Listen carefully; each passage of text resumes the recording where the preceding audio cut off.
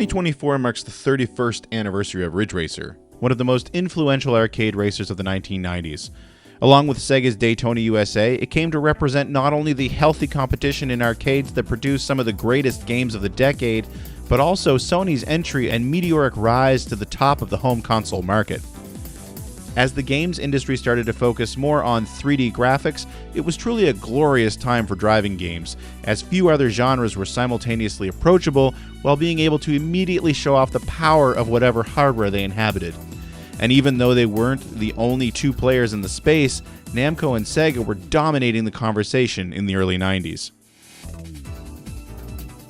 Ridge Racer and Daytona were often seen side by side in arcades in 1994, with stunning texture-mapped graphics and a crazy sense of speed that you couldn't help but try at least once.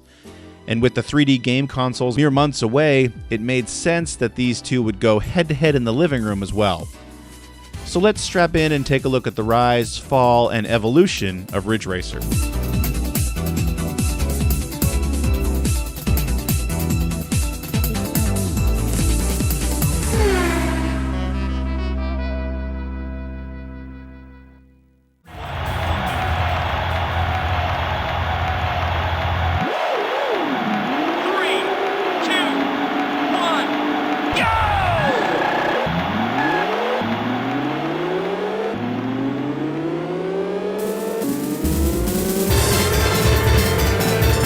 Sega's seminal driving game still had a massive influence on Ridge Racer. Designer Fumihiro Tanaka was quoted in a 2012 interview saying, "We were racing against one of our rival companies who also had a polygonal racing game in development, so we were doing our best to make sure that our game was finished first, even if just by one day, and was more entertaining." It's widely accepted that the rival company he's speaking of there is Sega. And for what it's worth, members of the Daytona development team have revealed that the feeling was mutual. In an interview with GameDeveloper.com, Sega composer Takanobu Mitsuyoshi stated, "We received an order from the company to make something better than Ridge Racer. It was a priority order, not just to create the highest quality music, but also the best visual designs and smoothest motion. We had to beat the game in sales, too. That was actually the core concept of the project, to outdo Ridge Racer." This led to a frighteningly quick development cycle for Ridge Racer, about 8 months. When you consider the project morphed from a realistic driving simulator featuring a Mazda Yunos Roadster to an F1 game to, ultimately, a drifting game, that's an astoundingly short period of time. Perhaps the momentary decision to create an open-wheel racer had to do with Namco's history. After all, 1982's Pole Position was a massive hit, which was ported to just about every home platform at the time, received sequels, and was even the loose basis for a Saturday morning cartoon show. But the DNA runs even deeper. While Ridge Racer was the first arcade racer to feature texture-mapped polygons, Namco had previously beaten everyone to the punch with Winning Run, the first flat-shaded polygonal arcade racing game, and based on open-wheel racing. Releasing in December of 1988, it beat Atari's Hard Drivin' to market by 3 months, and Sega's Virtual Racing by almost 4 years. The switch to drifting was an inspired change, though, as Ridge Racer was coming out at the height of the toge craze in Japan, where drivers would take to secluded, twisty mountain roads at night and drifting around corners in order to keep their speed up while they raced each other. The result was fantastic. It was like nothing seen in arcades before, both in terms of graphic technology and gameplay style. Learning to drift efficiently was supremely satisfying, not to mention fun to do in front of a crowd of arcade onlookers, especially if you'd mastered the advanced difficulty. When you sat down in front of Ridge Racer, you had 3 options. Novice setting topped out at 160 kilometers an hour over a 2-lap race. Intermediate upped the speed to 200 kilometers an hour across 3 laps. Now your car would get airborne at certain spots, and drifting was that much more difficult thanks to the higher speeds.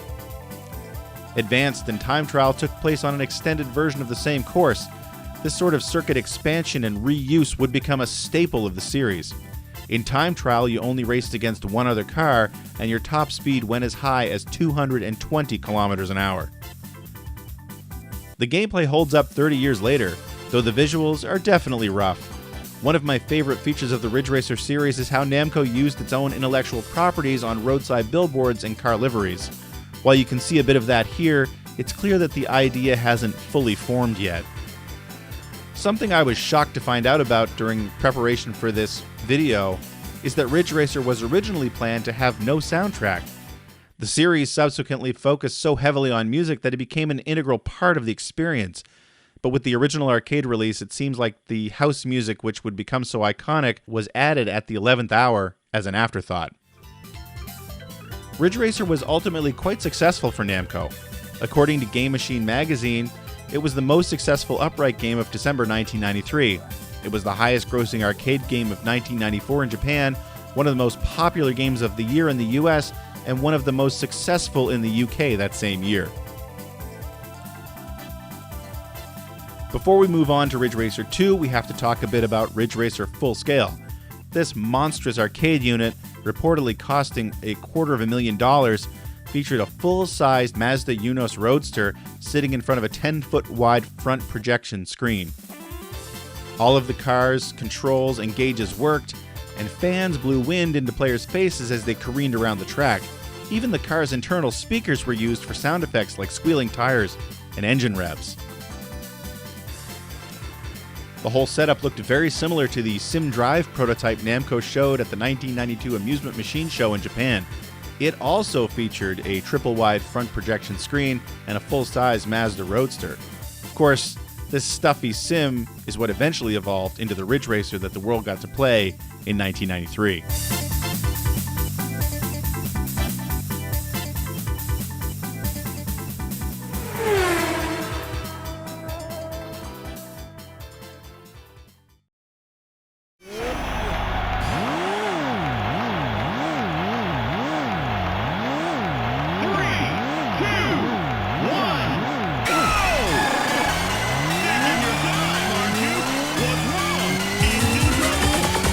Ridge Racer 2 hit arcades in June of 1994, only 7-ish months after its predecessor. So it's not surprising it feels less like a sequel and more like an update. Considering the way the first game was rushed out the door and faced monstrous competition in the form of Sega's Daytona USA, one has to wonder if Namco felt the first Ridge Racer was a bit undercooked. What we have here is the same challenge across the same set of tracks as the previous game. Ridge Racer 2 did offer a better experience, though. The graphics generally look more impressive this time around, especially the car models. Drivers now have a rearview mirror at the top of the screen, and I'm also a big fan of the game of Galaxian playing on the screen just past the start-finish line. Namco really started to lean into the idea of using their older properties as set dressing on the cars and around the track. The multiple roadside signs for games like Air Combat and Steel Gunner and Final Lap. This eventually became the signature look of the series, something I think was totally brilliant on Namco's part. Getting back to the continued competition with Sega, probably the most functional update to Ridge Racer 2 is the ability to link multiple machines so that up to 8 players can compete with one another, something Daytona USA supported right out of the gate. Ridge Racer 2 never got a port to home consoles. In fact, the first Ridge Racer was the only arcade Ridge Racer to have that honor. After that, the series forked down 2 distinct paths, arcades and home consoles. Though it should be said, later home console versions would liberally pull tracks, cars, and music from earlier arcade installments.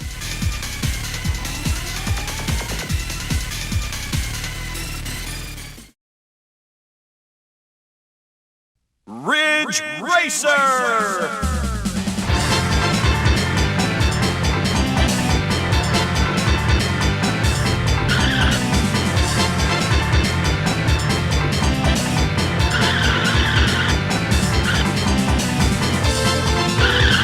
お先に失礼。プレイステーション用ソフト第1弾ナムコリッジレーサー。 After nearly partnering with both Nintendo and Sega in the mid-90s in an attempt to bring video game hardware to the market, Sony decided to strike out on its own. I don't think it's wrong to say that a lot of enthusiasts didn't necessarily take Sony too seriously at first. After all, this was the age of famous, big-budget flameouts like the 3DO and Jaguar, and Sony's video game resume up until this point was generally unimpressive, in spite of the odd flash of brilliance here and there. The problem was definitely going to be the games. a non-issue if Sony had partnered with Nintendo or Sega. After those two false starts, Sony turned its attention to Namco. With Nintendo's Ultra 64 hardware a ways off, and still mostly vaporware in 1994, the PlayStation's true market competition would be Sega's Saturn. What better way to compete with the arcade giant than to get into bed with its greatest coin-op competitor? After all, Virtua Fighter and Daytona USA were on tap for the Saturn's launch, so its natural predators Tekken and Ridge Racer needed to be in the home as well. Work began on the PlayStation port in April of 1994. 6 months later, Namco shipped what, it has to be said, was pretty much a miracle. While Ridge Racer obviously doesn't look as good as the arcade game due to much less powerful hardware, the experience felt as close to arcade perfect as possible to anyone who picked up a copy at the PlayStation launch. More importantly, side-by-side comparisons with Daytona, for the most part, were no competition. While I personally feel Sega captured the spirit of Daytona on the Saturn better than Namco did Ridge Racer on the PlayStation, there's no denying that Ridge Racer is a showpiece, while Daytona looks like it's barely holding together most of the time. Concessions were made, of course. The action was reduced to 30 frames per second, and the camera was raised a bit to avoid polygon clipping, which was a serious problem in a lot of early PlayStation games. One of the biggest concerns for the team was load times. Home video game players were used to cartridges at the time, which did not require them to sit and wait for a new level to load. It was decided that the entirety of Ridge Racer needed to be loaded into memory up front, so that players wouldn't have to sit through one loading screen after another when they finished a race, quit, or restarted. Once this initial load was complete, the disc was essentially useless. In fact, Namco turned this into a feature, calling out the ability for players to load their own music CDs into the drive once the game had started.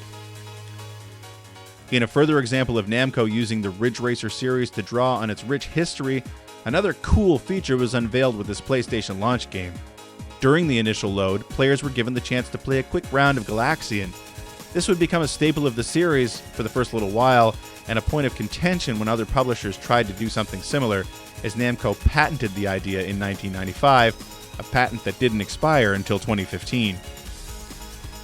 Ultimately, Ridge Racer was a massive hit, selling over 1.4 million copies worldwide, many of which were bundled with the original PlayStation hardware. It garnered scores of 9 and 10 across the board. It won Game of the Show at E3 1995 and Electronic Gaming Monthly's Driving Game of the Year. With Namco's help, Sony had won an early battle with rival Sega. It's not an overstatement to say that the near-perfect port of Ridge Racer went a long way toward establishing the PlayStation as the 32-bit console to own in 1995. No, Ridge Racer wasn't perfect. It lacked a multiplayer mode, and it was generally light on content, featuring only the tracks found in the arcade game. Most importantly, playing a drifting game that featured digital acceleration, braking, and steering was a bit of a challenge for some players, especially those of us who had cut our teeth on the arcade cabinet. But Namco was about to address that too. While it definitely wasn't the same as the arcade game's steering wheel, the Negicon, released in early 1995, at least gave analog control back to those who missed it. Literally based on the Japanese word nejiru, meaning to twist, the Negicon features a large swivel joint between the two halves of the controller. Steering is done by twisting the right or left half forward, depending on which way you want to turn. Another really nice feature is the inclusion of two analog face buttons, which are mapped to the gas and brake in Ridge Racer. The history of the Negicon is a bit muddled, as you'll regularly see that it was originally designed in order to emulate the twin-stick controls of Namco's tank battle game, Cyber Sled, when they brought it home to the PlayStation. But the original inspiration came to creator Satoru Koriyama when he saw a fellow Namco employee tilting their controller left and right while playing a racing game on the Super Famicom. Koriyama, by the way, was also the production manager for Ridge Racer, though that would be years later. The Negicon definitely gives you more precise control in Ridge Racer, though it takes a little getting used to. It's very easy to turn too sharply and have to correct.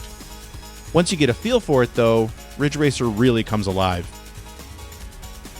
The Negicon would be compatible with every game in the series up to and including Ridge Racer 5 on the PlayStation 2, along with dozens of other driving and flying games from Sony, Namco, and third-party publishers.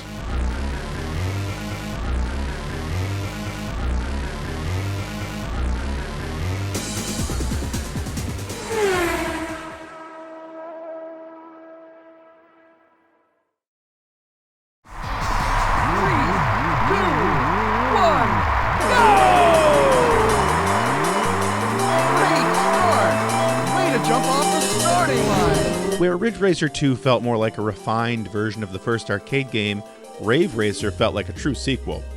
A bunch of improvements like better handling, better graphics, and force feedback steering were accompanied by an entirely new soundtrack, something the series was becoming known for. And most importantly, the first new courses to grace the series since its inception. The new city course featured long straights, massive jumps, and banked high-speed corners, while the mountain course was a technical nightmare, complete with surprise elevation changes and tight, blind turns. It was even possible to fall off the track on the first turn, forcing you to navigate a much longer tunnel section before you could return to the circuit. Pretty cool, actually. Of course, the now classic short and long courses from the original Ridge Racer were also here, bringing Rave Racer's track count to a whopping 4 different circuits, double the previous 3 installments. Though she didn't have a name yet, there's a theory that Rave Racer features the first appearance of series virtual spokesmodel Reiko Nagase. While the first games in the series had featured track girls walking off the grid before each race, in Rave Racer she's featured very prominently in the game's attract mode, as well as appearing in a bikini in the roadside billboard for the System 22 arcade board. By the end of the following year, Reiko would receive her name and new role as the series poster girl. Rave Racer was a big hit in Japan, the most successful dedicated arcade cabinet in 1996, according to Game Machine magazine. And although Namco didn't have a new machine on the market to compete with their old rival's amazing Sega Rally back in late 1994, Rave Racer handily beat out Sega's own July 1995 release, Indy 500, which was generally considered pretty underwhelming.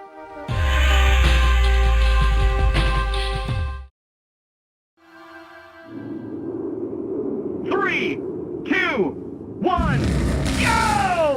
Ridge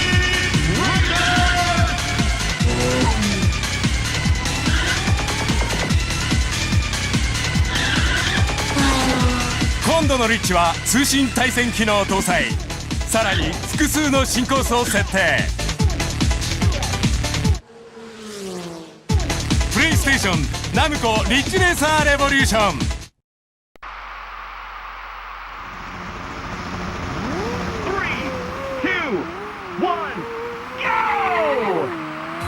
Rather than a quick and dirty port of Ridge Racer 2 on the PlayStation, a team at Namco had spent the year following the system's launch working on a console-specific sequel with an eye to stuffing in as many features as possible.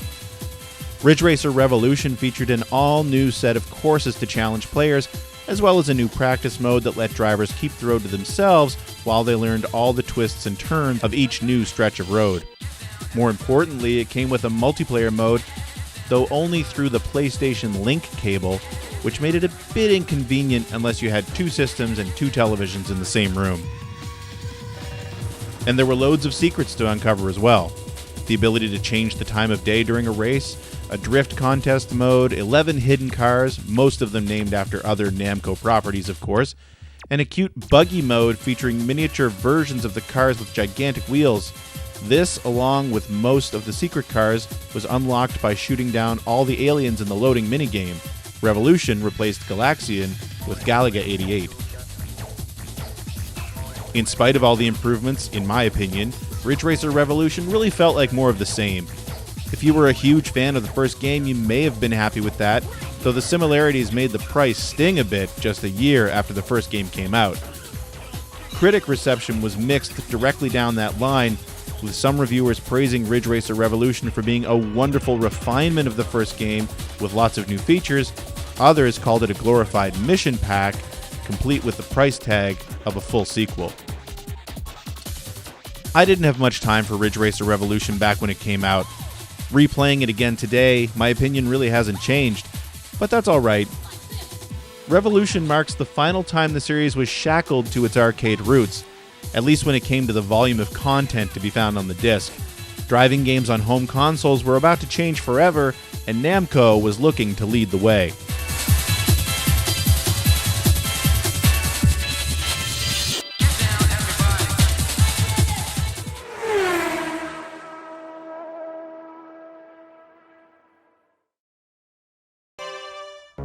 Rage Racer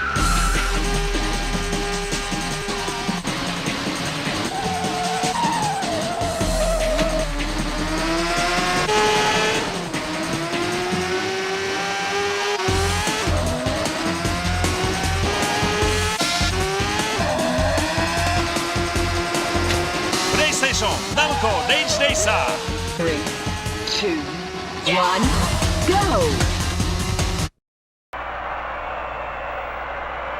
3, 2, 1, go! The race is on. Show 'em what you've got. Exactly 1 year after Ridge Racer Revolution, Namco changed the series with Rage Racer. A short, arcadey experience where the only replay value was found in getting better lap times was traded in for a campaign mode more fit for a console experience. In Rage Racer, you started out with a fairly slow car and a series of 3 races in front of you. As you racked up good finishes, you earned credits and unlocked new, faster championship series to tackle. Credits could be used to upgrade your current vehicles or buy all new ones. I personally loved the way the car models would get modified each time you upgraded one of your existing rides. Lots of fender flares, hood scoops, and wings being added. So cool.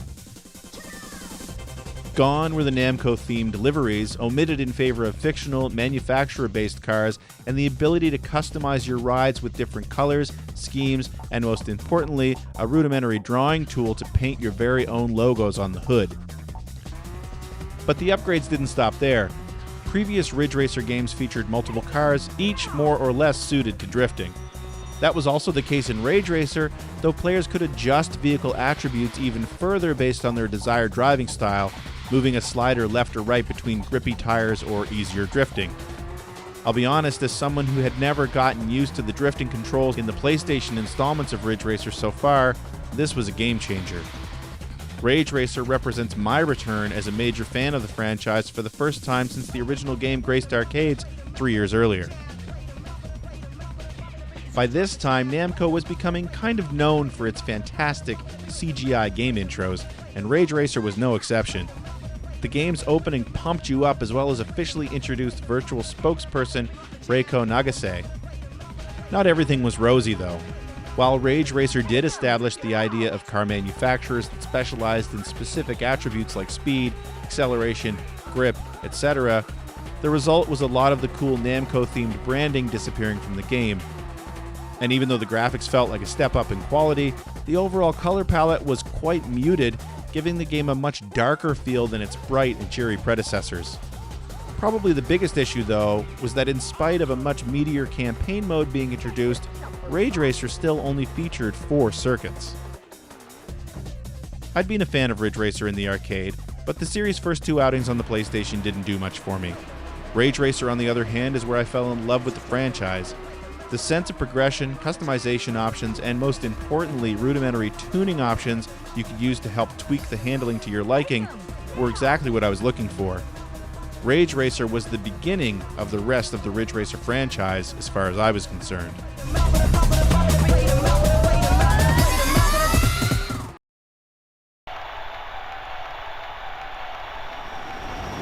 Three, two, one, go!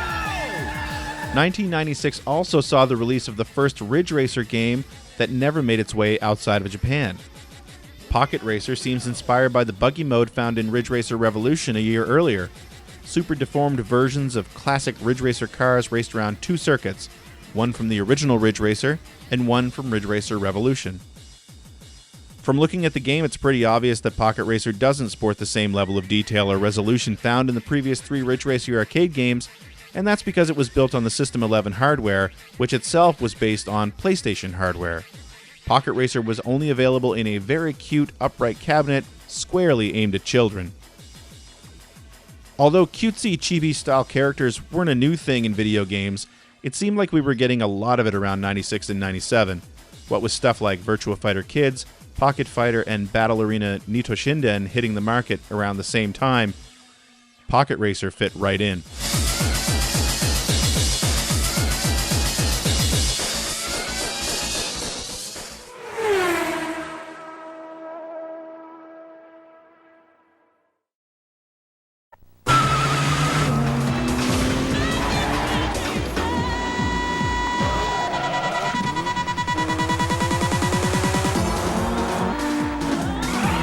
PlayStation Namco R4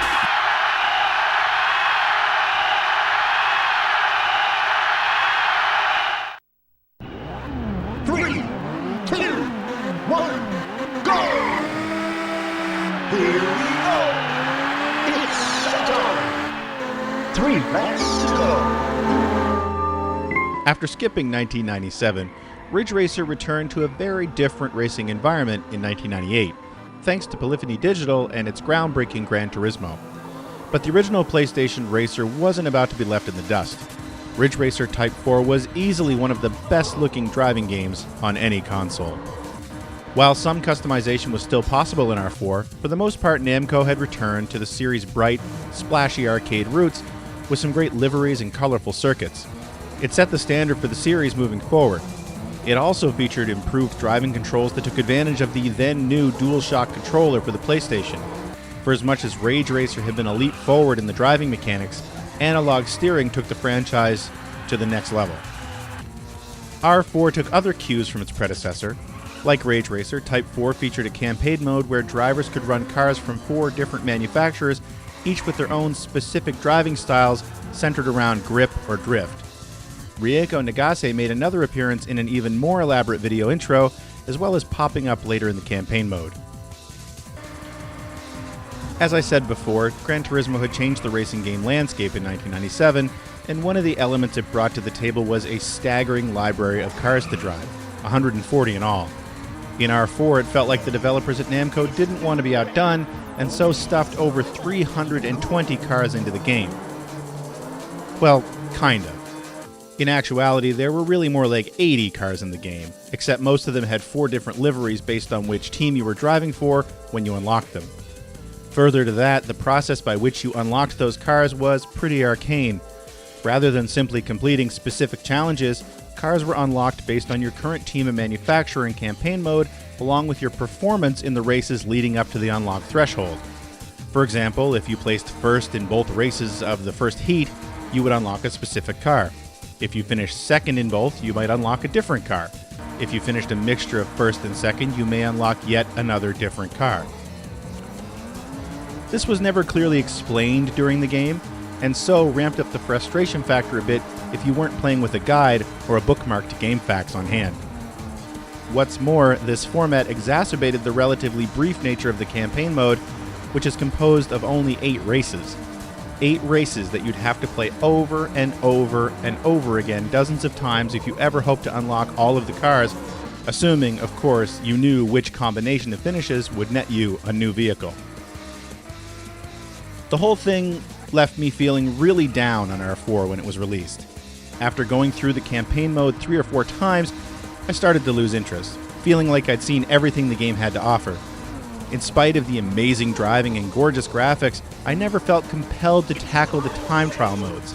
The campaign barely lasted 2 hours, and so the whole thing started to feel extremely shallow. There are a couple more interesting things to talk about before we move on. The US version of R4 retained Pocket Station support, in spite of the Pocket Station never officially leaving Japan. Don't get too excited though, as the feature basically amounted to trading cars with other players, Pokemon style. Much like it had done with the Negicon controller back in 1996, Namco launched another analog controller for use with R4, the Jog-Con. In fact, the only way to buy the controller at launch was as part of a Ridge Racer Type 4 Special Edition package. The Jog-Con was the first force feedback racing controller for the PlayStation 1. Playing R4 with the Jog-Con was okay. You basically had to steer with your thumb on the wheel, and the resistance offered by the force feedback made it feel like you couldn't correct nearly as fast as you wanted, which was a tough way to control a drifting game. Plus, unlike with the Negicon and the first Ridge Racer, with R4 most of us were transitioning from the default analog controls to spinning a little wheel. It just didn't work. Finally, we need to talk about the bonus disc packaged with Ridge Racer Type 4.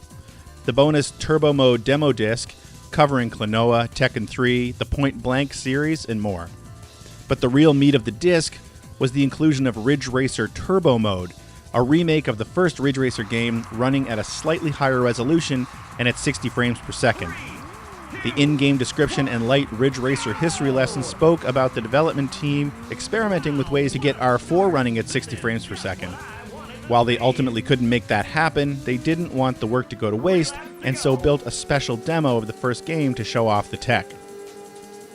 It was super impressive. a few laps against one other car at a silky smooth frame rate.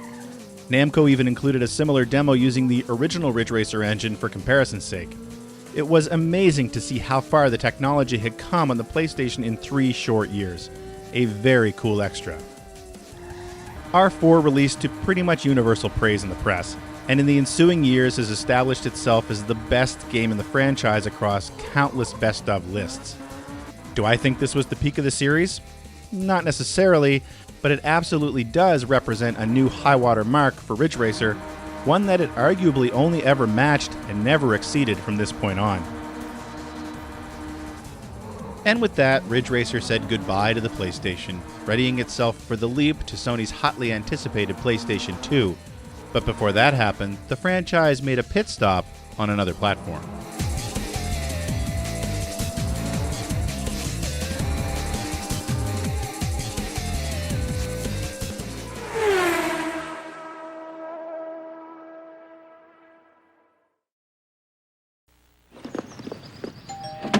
We hear you lost really bad. Your driving skills are just so sad. We're here to offer you consolation because you'll never beat the Stanley Nathan. Ridge Racer, rated E with new fast tracks for crushingly competitive 4-player action, only on N64.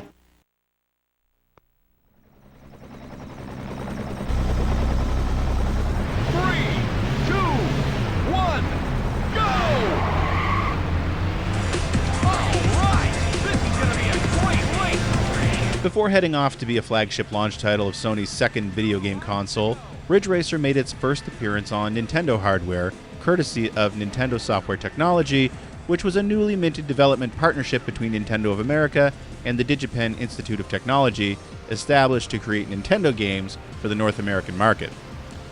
As a result, Ridge Racer 64 was a good game, but the trademark Namco style was noticeably missing.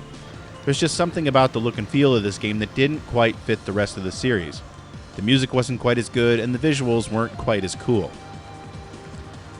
That being said, Ridge Racer 64 was still a pretty good addition to the series. Players could choose to take on 9 different tracks in order to fill out a garage of over 30 cars. While most of the tracks and cars were wholly lifted or inspired by the first 4 Ridge Racer games on the PlayStation, the developers included some references to both Nintendo and DigiPen in some of the unlockable content. The result is one of the most unique entries into the franchise. Ridge Racer 64 signified a lot of firsts for the series. The first time a home version appeared on something other than Sony hardware, the first time a Ridge Racer game was released in North America before Japan, the first time a Ridge Racer game was developed by someone other than Namco, and the first time a Ridge Racer game featured single-screen multiplayer. As was the case with most N64 games, up to 4 players could challenge each other on a single system, though the game's otherwise solid frame rate would suffer with each new player added to a race. The developers went a step further to appeal to as many Ridge Racer fans as possible. Players could choose 3 different drift styles: Ridge Racer Classic, Ridge Racer Revolution, or Ridge Racer 64. I personally prefer Classic, as it seems harder to get the car to drift, but you're faster during the slide. They also offered players 2 different kinds of collisions, where the cars react slightly differently to contact. This was a good thing since the AI cars in Ridge Racer 64 sure like to hit you on the way by. Ridge Racer 64 was generally well received by reviewers back in the day. The game always felt out of place to me though, because even third-party titles were sort of platform-specific back then, and it was just weird seeing a series that was so closely tied to the success of the PlayStation appear on a Nintendo console. It was similar to seeing games like Wipeout, Destruction Derby, and Resident Evil go multi-platform around the turn of the century. However, playing it again today, I have to say that I agree with those reviewers of yesteryear. Ridge Racer 64 is still a very solid entry in the series. Too bad it was overshadowed by another game a couple of months later.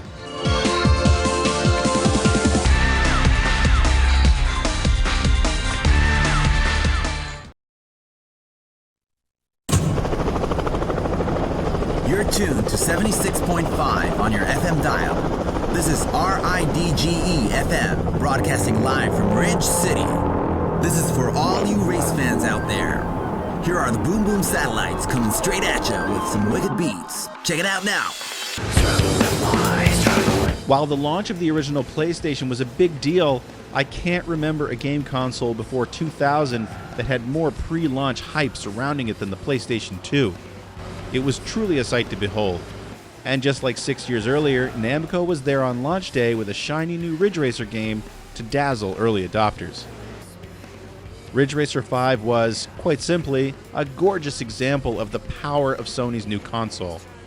Right from boot up, everything about Ridge Racer 5 was bigger, brighter, louder, and faster than anything that had come before it. The PS2 flexed its muscles right out of the gate, with Namco eschewing the pre-rendered video intro it was so famous for in favor of an in-game opening cutscene showing off new cars, new tracks, and new series mascot Ai Fukami. With Ridge Racer 5, Namco dropped the story mode that was the central theme of R4, opting for a more traditional linear campaign mode. The end result was something a bit less confusing and repetitive, although to be fair, the track number in Ridge Racer 5 was still a bit low, with only 7 tracks that could be run in 2 directions. This was an issue that was becoming less and less acceptable at the turn of the century. Like R4 before it, Ridge Racer 5 was all about giving players options when it came to finding a control style they liked. The 6 base cars in the game all handled differently, from extremely loose and fast to being almost glued to the road. The drifting physics were changed completely from previous home games as well, where cars seemed to randomly gain traction at the most inopportune moments. In my opinion, Ridge Racer 5 was the closest the home series had ever felt to the original arcade game back in 1993. The cars handled like a dream, and they felt like they actually had weight. Along with the 6 standard cars and their upgrades, players could challenge 4 different dual cars by setting the fastest times in time trial. Almost all of these cars weren't really that practical to drive, but they had loads of personality. The all-pink Danver Spectra was a rocket ship down the straights, but handled so badly it would come to a dead stop in some of the turns. The Soldat Cronale was fast, and the driver would deliberately pull in front of you to brake check you during your duel. And the Kamada Angelis was just an all-around amazing car. Plus, if you put in enough miles, you could unlock miniature cars driven by Pac-Man and his ghostly adversaries. This wasn't the first time they'd appeared in a Ridge Racer game, but the Pac-Man race in Ridge Racer 5 was a really good time, where all 4 of the ghosts used different tactics to take down the Namco mascot. I have to mention the soundtrack as well. The whole game is treated as though there is a racing festival in town, with the music being broadcast through Ridge City FM. The soundtrack is fantastic, my favorite of the series, and punctuated by a radio announcer who alternates between talking up the festival in general or commentating on the current race. He's a slight step up from the previous Ridge Racer announcers, not least because his English pronunciation isn't always great. His delivery just adds to the overall atmosphere of the game for me. Looks like someone got too close for comfort. Ridge Racer 5 was a big part of my life as well. As the PlayStation 2 was launching in Japan, I was making the transition from writing guides for Expert Gamer magazine to becoming an editor and member of the review crew at Electronic Gaming Monthly. When our Japanese PS2 consoles and games hit the office, I was the lucky one to get assigned the Ridge Racer 5 guide for Expert Gamer, one of the last guides I wrote. Then I made the leap to EGM in time for the North American launch and the chance to review Ridge Racer 5 in the pages of that great magazine.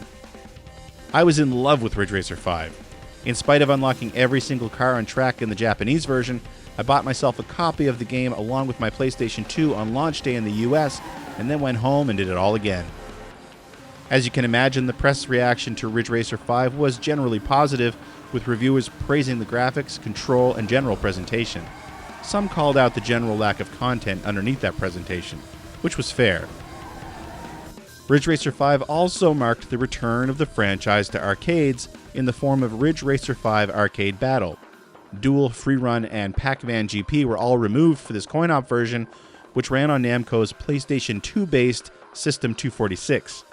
It was the last traditional Ridge Racer game to appear in arcades. In spite of 4 different Ridge Racer games gracing the original PlayStation, Ridge Racer 5 would be the one and only numbered sequel to appear on the PlayStation 2. Fans of the series would have to wait another 5 years for a proper follow-up to this masterpiece.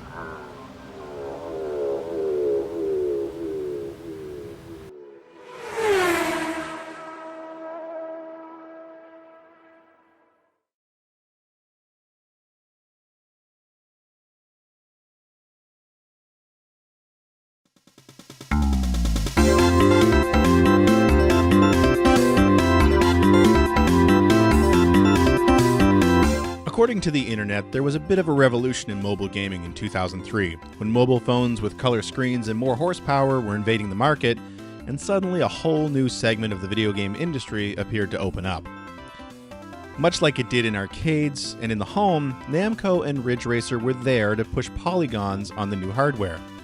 Well, I'm not sure Ridge Racer on mobile phones was actually pushing any polygons, and I'm not technical enough to make that statement. From what I can gather, Ridge Racer on mobile phones featured one track and a small selection of cars. You'd race against a single opponent around the original course from the first arcade game in 1993, known as Seaside Route 765 or Sunny Beach if you were going by Ridge Racer 5. I doubt it played all that great. How could it with nothing but a directional disc and phone keypad for a controller? But it was one hell of a tech demo for the new phones at the time. I believe it was only available in Japan at first. Based on Namco's corporate site in late 2003, the game was out there, but doesn't look like it reached Western markets until a few years later. In particular, the possibility of ports to the West kept coming up when Vodafone was launching its 3G network in the UK around 2004. So while I can't be certain, I believe this Java-based version of Ridge Racer was released twice, once in Japan in 2003 and a few years later in Western regions. If you're willing to jump through a few hoops, you should be able to get it running on a Java emulator on modern PCs. Like I said before, the gameplay looks pretty basic, but there's no denying that it would have been amazing seeing something this graphically advanced running on a cell phone in 2003.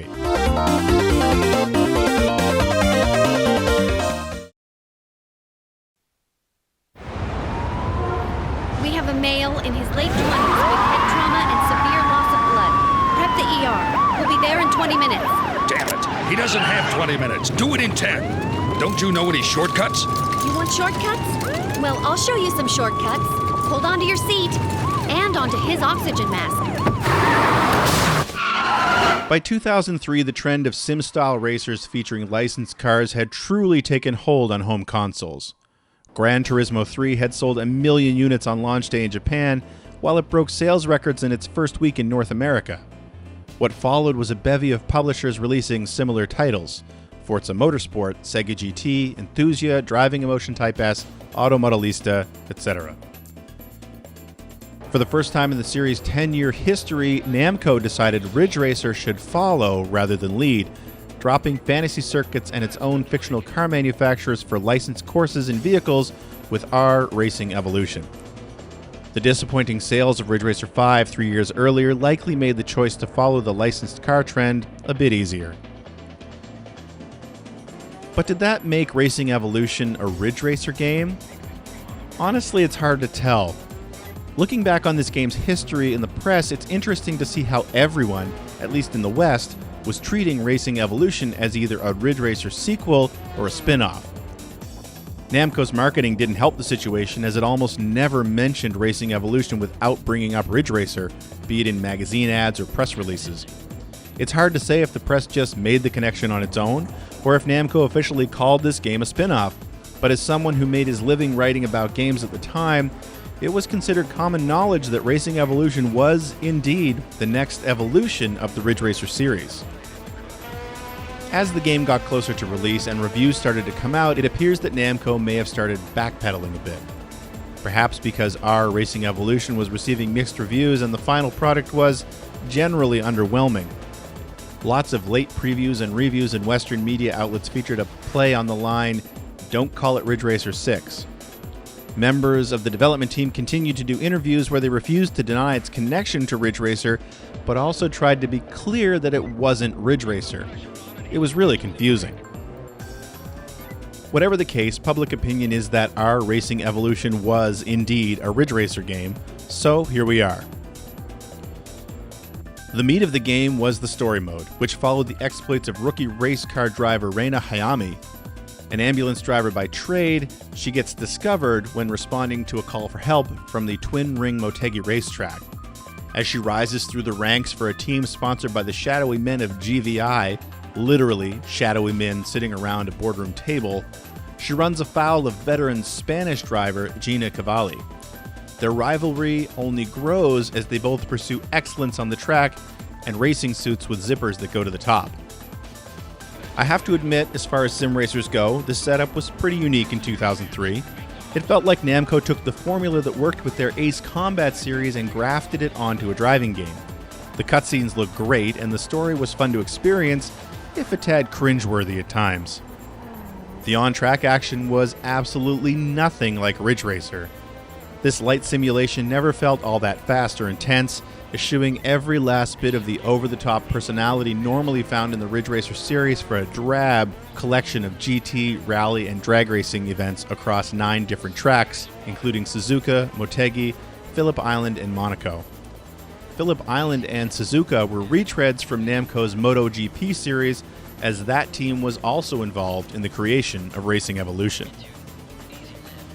While the car list didn't hold a candle to the likes of Gran Turismo 3, the collection of vehicles was still impressive. 50 different cars from manufacturers like Honda, Alfa Romeo, Audi, BMW, Chevrolet, Dodge, Mazda, McLaren, Mitsubishi, Nissan, and more. It's too bad the whole thing was wrapped up in a frighteningly mediocre game that couldn't hope to please Gran Turismo sim racing fans and could only serve to upset hardcore Ridge Racer fans. Even with the 3 different racing styles, Racing Evolution never really got exciting. There was a bit of the Namco style thrown in, though. Your opponents would regularly chide you or freak out depending on your driving.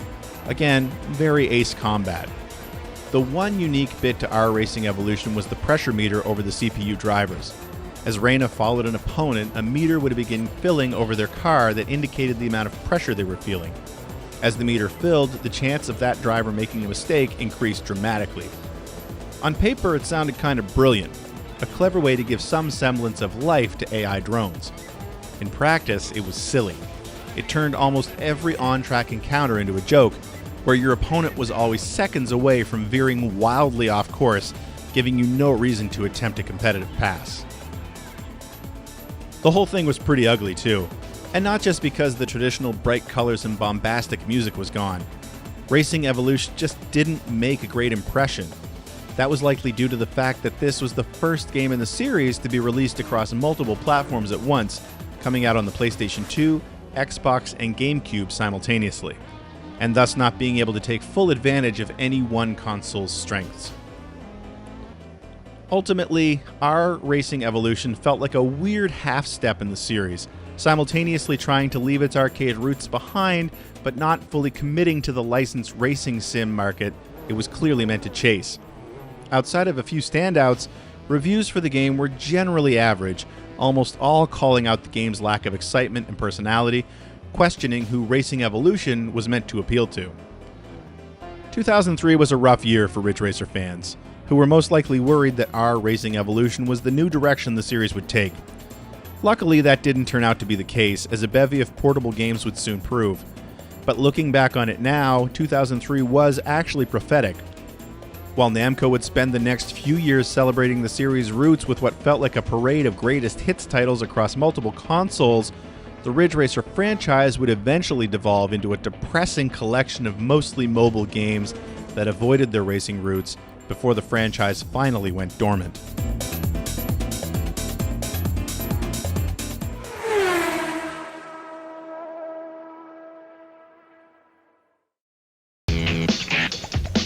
C'est évident, j'ai besoin d'aide, même si tu es belle, je suis laide. Moi je devrais dire les mots, je vous allais vite.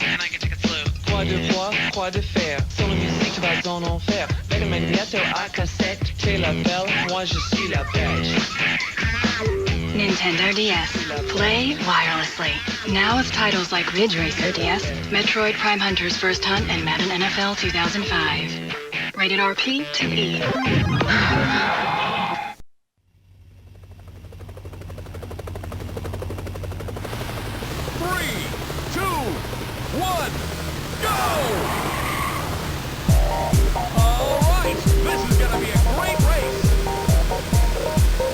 2004, Ridge Racer had yet another dalliance with a Nintendo console. This time, the franchise helped launch the brand new Nintendo DS handheld, though it was with a warmed-over port of the now 4 years old Ridge Racer 64, rather than something new. The Nintendo DS was in a weird place at launch. The dual-screen display and touchscreen capabilities were new and exciting, but no one seemed to be sure how to use them. Nintendo itself seemed to hedge its bets on the console, officially calling it the third pillar of its console strategy alongside the GameCube and Game Boy Advance, rather than simply calling it the successor to the Game Boy line. And it wasn't hard to see why. So many early games felt like weak N64 titles with HUD elements shifted to the bottom screen and touch controls grafted onto experiences that really didn't warrant it. Ridge Racer DS fell squarely into this category. It was Ridge Racer 64 with a few new music tracks and cars, but also with some of the gameplay options stripped out, namely the different drift and collision styles, and slightly downgraded, buggy visuals. That's not totally fair.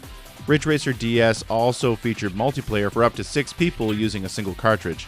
That was easily the best part of the game. What Ridge Racer DS was most notable for, though, was the ability to steer using the touchscreen.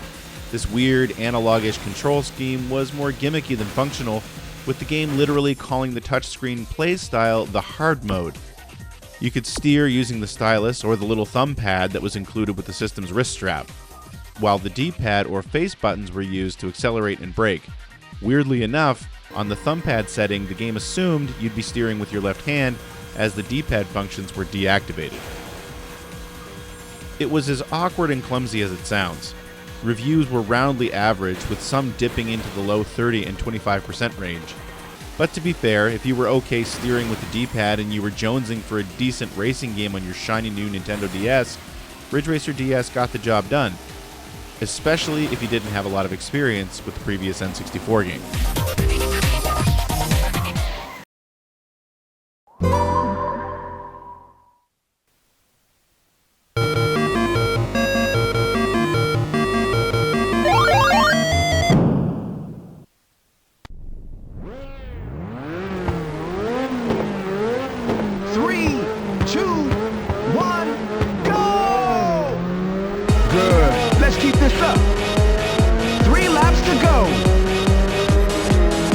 Namco went 3 for 3 on PlayStation launches with Ridge Racers on the PlayStation Portable at the end of 2004.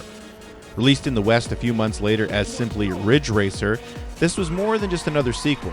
It was a celebration of the landmark series' first decade of existence. Or, I guess, you could consider it a bit of an apology for the 5-year drought of traditional Ridge Racer games since Ridge Racer 5. As the first and fifth games did with their respective hardware, Ridge Racer put the beautiful PlayStation Portable through its paces, showing off the power of the handheld and giving players a glimpse at just how near PlayStation 2 quality it could come. The game was just stunning from the first second you were on the track. Once you got through the full motion video opening, which featured the official return of Virtual spokesmodel Reiko Nagase, the subsequent screen gave you a little taste of what you were in for, with previous titles flashing up before setting on, simply, Ridge Racer. Within, players found a collection of 12 classic Ridge Racer circuits, played both forward and reverse, a whole new set of cars, and soundtrack comprised of remixed classics and all new tunes. But don't let all that classic content fool you. Ridge Racer looked and played like a shiny new game. It felt like a further evolution of the peaks reached with Ridge Racer 5, with a forgiving drifting mechanic that made throwing your car into the corners an absolute pleasure, but without the silly auto-drifting feel found in the previous Ridge Racer DS. The developers further incentivized the drifting this time around by introducing the boost system. Now, any time spent drifting filled up one of 3 nitrous containers, which could be triggered with the shoulder buttons to give you a screen-streaking boost to speed. It was, once again, the perfect showpiece for the latest bit of PlayStation hardware, which was impressive considering Namco did a large chunk of the development of the game without even having a PSP to test on. Associate producer Hideo Teramoto showed off a hand-built mock-up the team would use to gauge the clarity of the user interface at proper screen size in a 2005 episode of Gamer TV. They built the mock-up using a scale cutout from a magazine at the time. Interestingly enough, in that same interview, Teramoto stated this was the first Ridge Racer game in over 4 years, showing that Namco had pretty much officially disowned the idea of racing evolution as a member of the Ridge Racer family. Reviews were rightfully high, with one reviewer after another telling PSP owners they needed a copy of this game. Even the most curmudgeonly of publications were north of 80% on this one. The very few complaints I noticed were the lack of a more exciting online mode, though again, the fact that there was a wireless online mode at all was pretty great. Ridge Racer on the PSP was a welcome return to form for the franchise, right down to a classic Namco arcade game, Rally X, that popped up during the initial load. It would set the tone for the next couple of years. The Nitro boost system was a very nice addition to the gameplay, while maintaining the core feel the series had mostly kept since 1993. But when oh when would the series return to home consoles?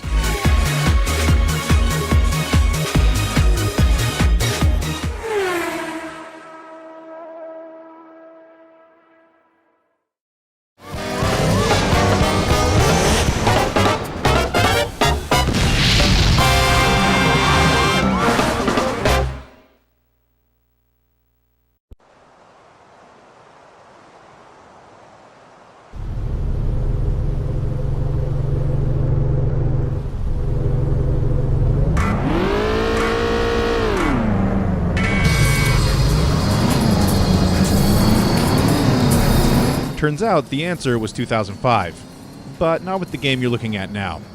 This is Critical Velocity, a free-roaming driving game from Namco that featured a multitude of missions, everything from destroying target cars to escort missions to filming stunt scenes for a movie. The reason it's in this video is a cool little Easter egg later in the game. As players unlocked regions in the story, they'd eventually get to a resort area called Sunny Beach, which was actually Seaside Route 765, the original course in Ridge Racer. Players could also unlock a Soldat Cronale 5 in the game, similar to the Devil Car found in Ridge Racer 5. Critical Velocity was never marketed as a Ridge Racer title and never left Japan, but technically it was more closely related to the iconic series than our Racing Evolution ever was.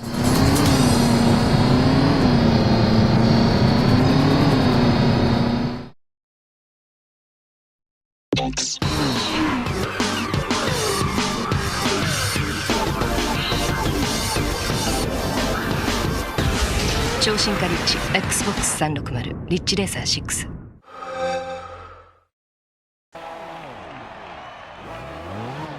3, 2, 1, go! Oh, what a start! I didn't know you had it in you!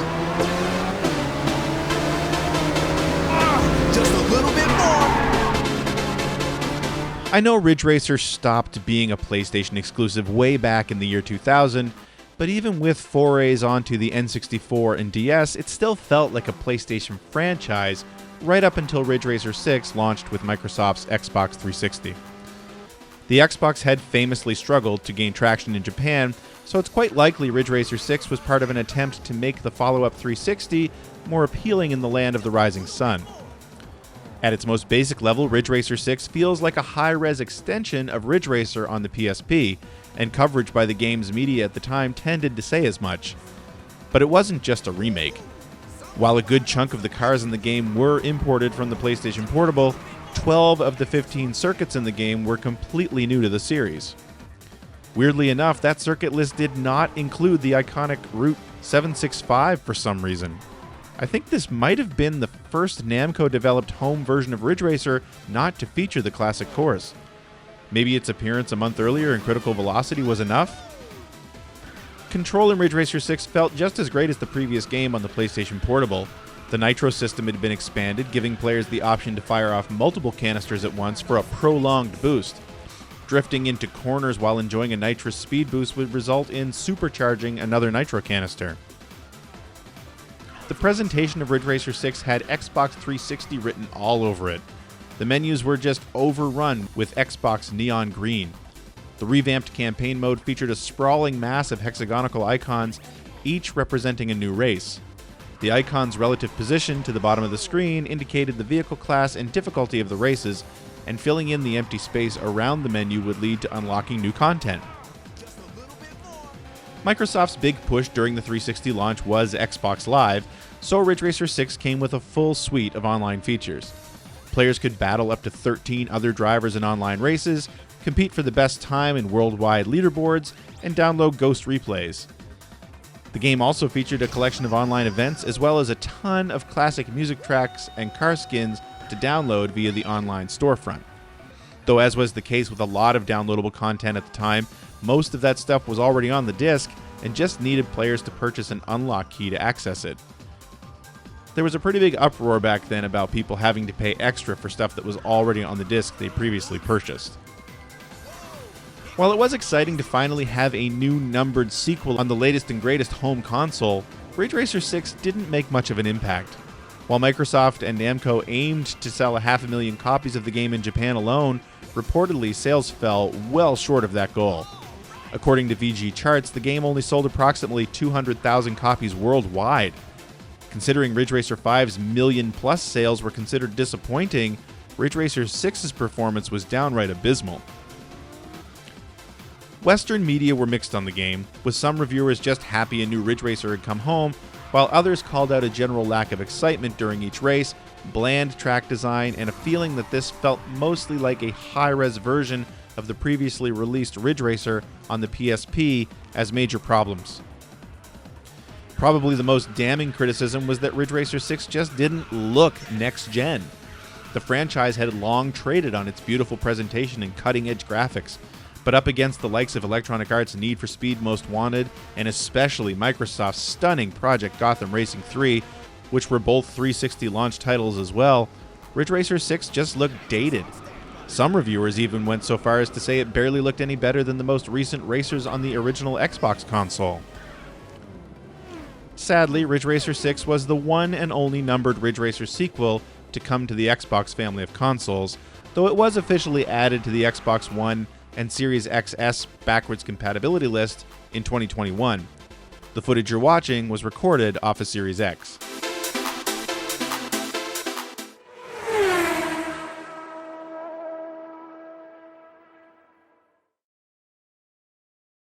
Game is powered by Namco. It's Ridge Racer. Ridge Racer! Remember that one?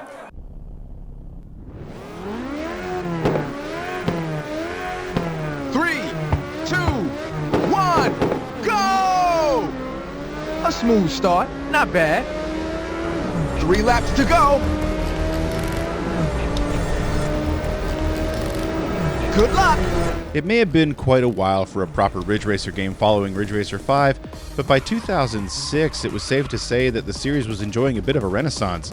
3 straight years of games celebrating the history of the franchise with no sign of slowing down. Ridge Racer on the PSP was the epitome of that philosophy, at least until this sequel was released.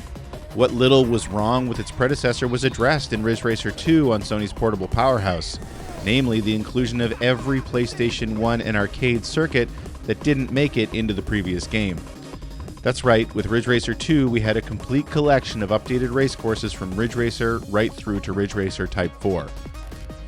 Technically, Ridge Racer 5 was represented here as well, since it shared a couple of tracks with the original PlayStation game, but honestly, including the Ridge Racer 5 logo on the title screen kind of felt a little bit like Namco was cheating.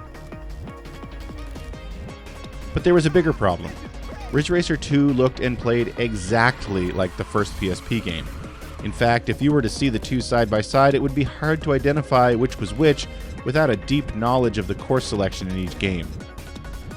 The tale of the two PSP Ridge Racers is eerily similar to the first 2 arcade games back in the early 90s, where Ridge Racer 2 was less of a sequel to the first game than it was an upgrade. Maybe that's why Ridge Racer 2 on PSP never made it to North American shores back in the mid-2000s, although it did get an Australian and UK and European release. Oh, and fun fact, Ridge Racer 2 on the PSP represented the first game in the series to be released under the newly minted Bandai Namco branding, the two companies having merged in the previous September. This whole bit has come off as pretty negative, and it really isn't meant to be. Ridge Racer 2 on PSP was the ultimate celebration of the series' triumphant early years, and was absolutely worth playing if you were a fan. Luckily for us North Americans who didn't bother importing it back in 2006, an updated port was released, kind of by surprise, as a downloadable game on the PlayStation 4 and PlayStation 5 in December of 2022. As of this recording, it was the last Ridge Racer game to be released on any platform.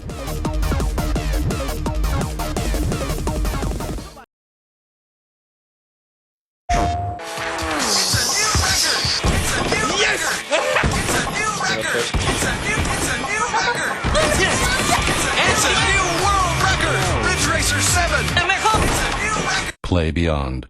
3, 2,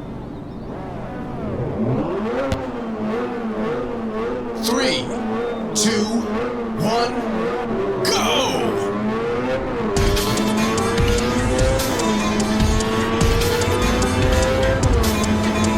Sony released the PlayStation 3 in 2006, so obviously Ridge Racer 7 was right alongside it on store shelves.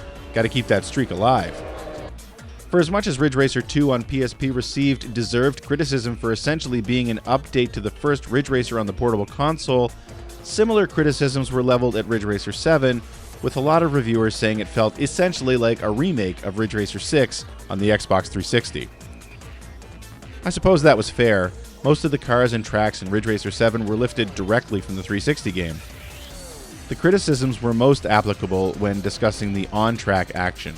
Most of the game is just a slightly upgraded version of Ridge Racer 6, now running in 1080p with what was, in my opinion, a much richer looking color palette.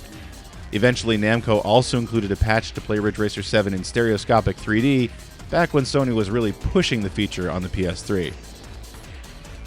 But there was so much more to Ridge Racer 7. The campaign mode had been redesigned once again to be a bit more linear, along with one-off events to supplement the journey.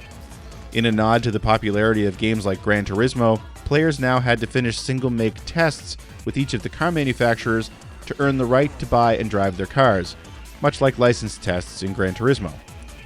Further to that, players could buy new parts for their vehicles, from purely aesthetic body kits to suspension, nitro, and engine upgrades. There was a level of depth to Ridge Racer 7 that the series hadn't really seen before. In his developer diary series on GameSpy, associate producer Hideo Teramoto explained that the extensive customization options were in service of the new, more integrated online mode in Ridge Racer 7, as the game was pushing players to jump into online races and downloadable events.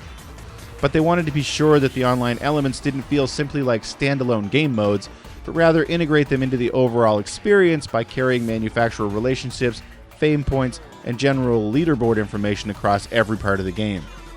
As such, Ridge Racer 7 felt a bit more cohesive than its predecessors, kind of like how Bizarre Creations and Turn 10 had made Project Gotham Racing and Forza Motorsport feel like they were always online. The on-track action in Ridge Racer 7 did feel exactly like the Xbox 360 game, but with one main difference. While racing on the 360, it was quite easy to get into the lead by the second lap and just drive away from the pack. On the PlayStation 3, it felt almost impossible to drive away once you got into the pointy end of the field. This was probably a mixture of the game wanting you to spend money on upgrades, the new drafting feature, and almost definitely some extreme rubber banding. It made each race more of a challenge for sure, but it was very normal to come out of the final turn in the lead, only to end up in third place by the finish line. The Ridge Racer renaissance came complete with the return of the classic Namco arcade games during the initial startup, but the way Ridge Racer 7 uses Xavius is by far my favorite. While recent sequels had included classic arcade games upon boot up, it was more a nod to the original idea than a functional part of the package. After all, the PSP and Xbox 360 games weren't being entirely loaded into system memory. However, Ridge Racer 7 was one of the earliest examples of a game that could be installed onto the PlayStation 3 hard drive in order to reduce load times.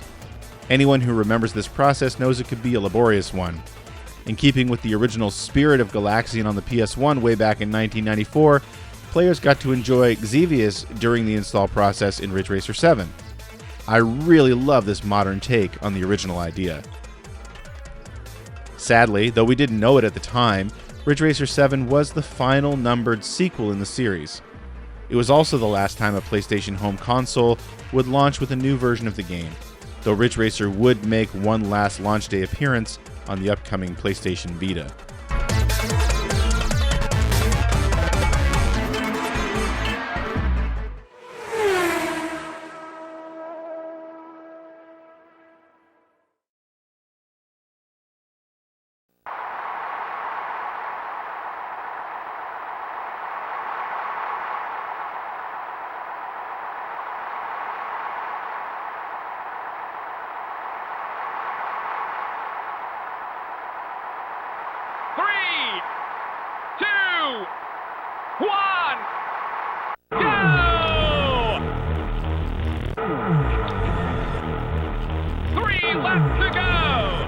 While the 2007 introduction of the original iPhone ultimately led to a new, lucrative platform for the games industry, mobile games were already a pretty big thing in Japan.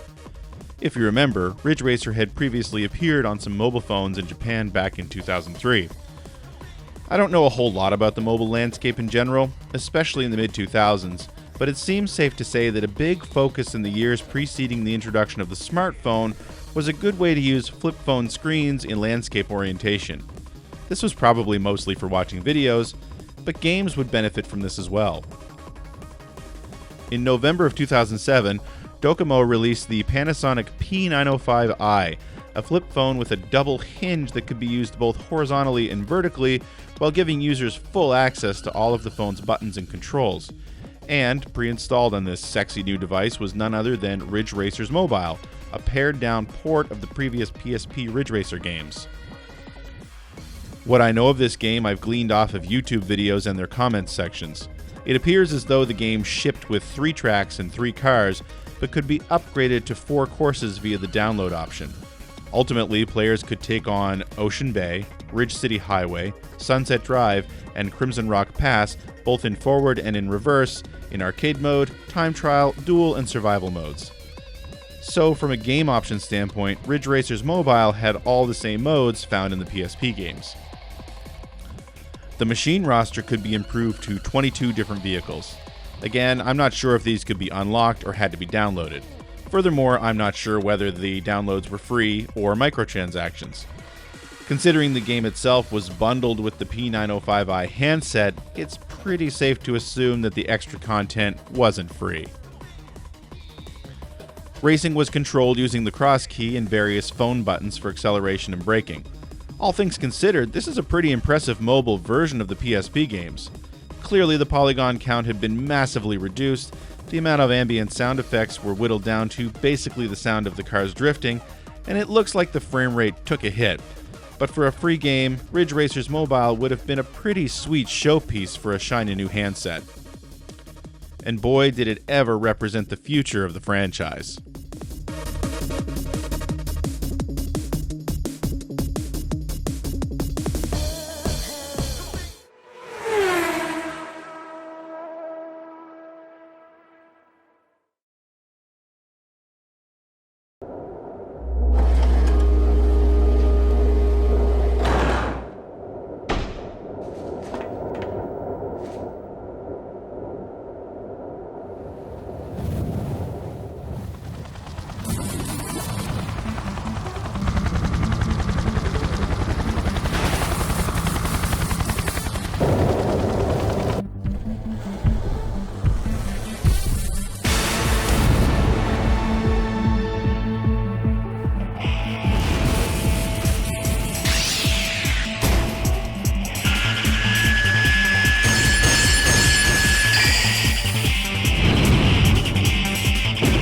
Racer! Today, the fastest Ridge Racer was born. How does it feel? I bet it's amazing!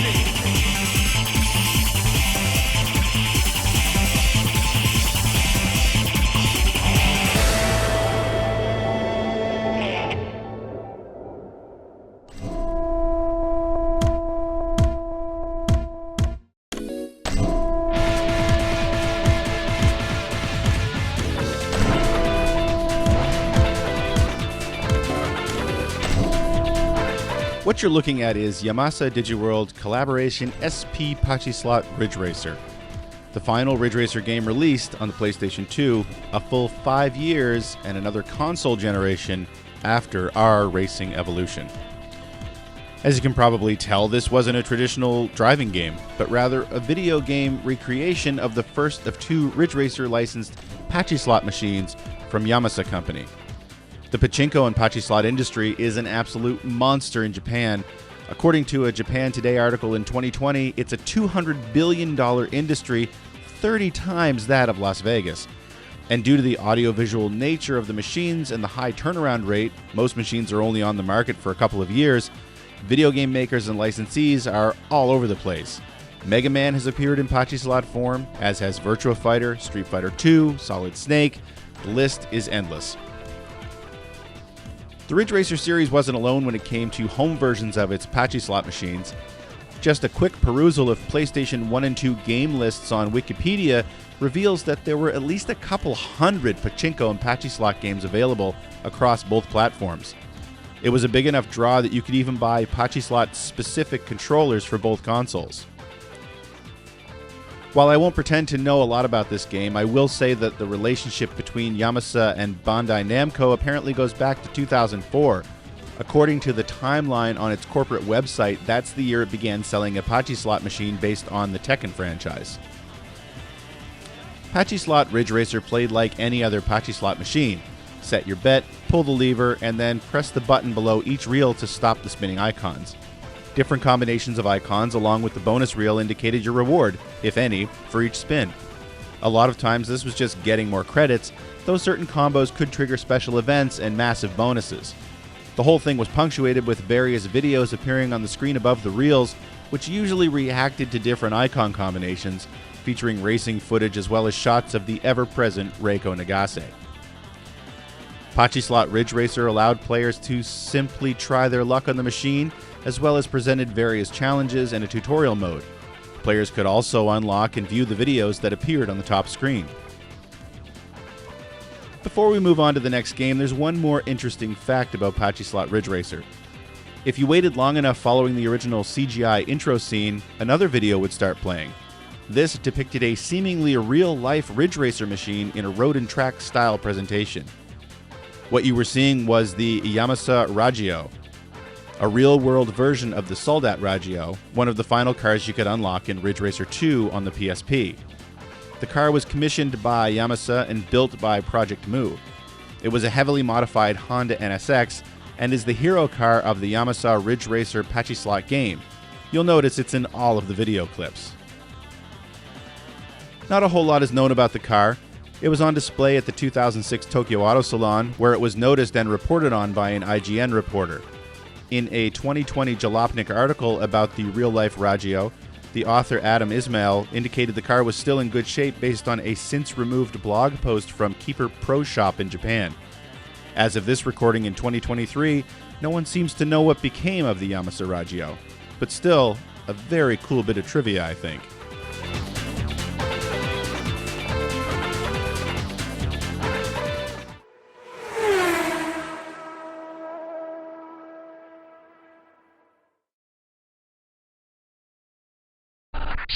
Internet sem computador, sem assinatura.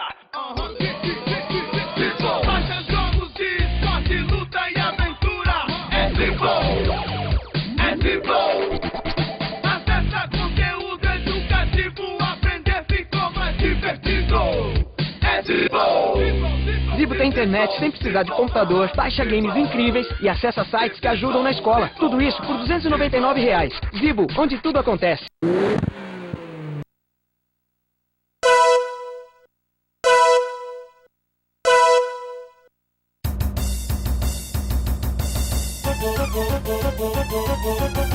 The first console game in the Ridge Racer franchise since 2006 wasn't what most expected. Welcome to Ridge Racer on the Zeebo. What the heck is a Zeebo? It was the product of a partnership between Qualcomm and Tectoy to produce a cheap console which utilized the latest cell phone technology and relied on downloadable media. The idea was to capitalize on the burgeoning mobile phone game industry by bringing relatively cheap games home to the big screen, especially in emerging markets like Brazil, Mexico, China, and India. The prospect of gaining a foothold in these normally ignored markets for small development budgets attracted some big names like Electronic Arts, Konami, Capcom, and Bandai Namco. It was a disaster. The Brew operating system, which Qualcomm insisted on using, led to difficult development cycles and ballooning budgets. Meanwhile, a high retail price along with publicly planned price drops before the console was even released led to dismal sales. The whole endeavor lasted about 2 years, reportedly selling fewer than 150,000 consoles worldwide. But before the entire thing came crumbling down, Bandai Namco managed to release 2 games, Tekken 2 and Ridge Racer. This particular version of Ridge Racer was based on the original arcade game from 1993, right down to the number of tracks and cars available. and it was disappointing. As you can see by the footage, the port was pretty dire. Even compared to the old mobile version from 2003, the Zeebo version looked rough. It seemed as though the drifting mechanic, the whole point of the game, had been excised completely. The lighting was awful, no shadows. I'm pretty sure the wheels on the cars didn't spin or change direction when players steered around the corners. By the time Ridge Racer was released on Zeebo, the writing was on the wall. The console was an abject failure, and this had all the hallmarks of something that was pushed out the door to satisfy a contract and nothing more. It's a shame that this was such a poor port, but honestly, it never had a chance to be anything better. I want to give a huge thank you to Derek of Stop Skeletons from Fighting, who provided the raw footage and audio for this segment. If you're curious about the Zeebo, he has some great videos covering the console and the entire library.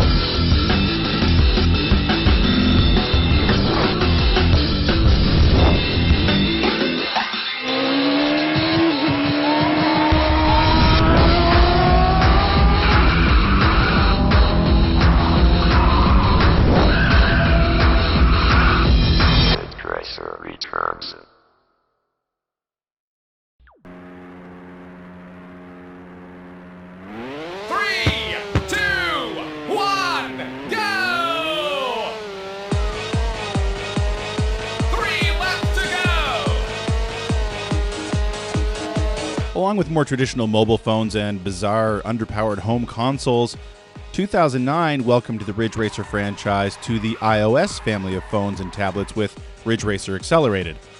The game would also come to Android-based devices like the SoftBank 006SH and the Kindle Fire tablet. Just like the previously released P905i version of the game, Ridge Racer Accelerated was essentially another bare-bones version of the PSP titles. Graphics had obviously been scaled back based on the lower specs of the supported handhelds, but overall the presentation remained basically the same. Another similarity between Ridge Racer Accelerated and Ridge Racer's mobile was microtransactions. Reviews at the time complained about Accelerated relying heavily on in-game purchases to fill out the circuit and machine rosters, rather than including any sort of campaign mode. One reviewer claimed a, quote, lack of true content and more of a DLC extravaganza. Namco has managed to destroy a once beautiful franchise, unquote. Reviewers at the time also complained about being forced to steer their cars by tilting devices, saying it was an extremely imprecise way to drift around corners. It appears, though, that this must have been fixed in a subsequent patch, since there is footage of this game on YouTube that clearly shows on-screen directional buttons for steering. Let's end this segment on something a bit more positive. Ridge Racer Accelerated marked a return to users being able to play their own soundtrack while they raced. The app came with an integrated option to play audio that was already saved to your device. Have to admit, that's kinda neat.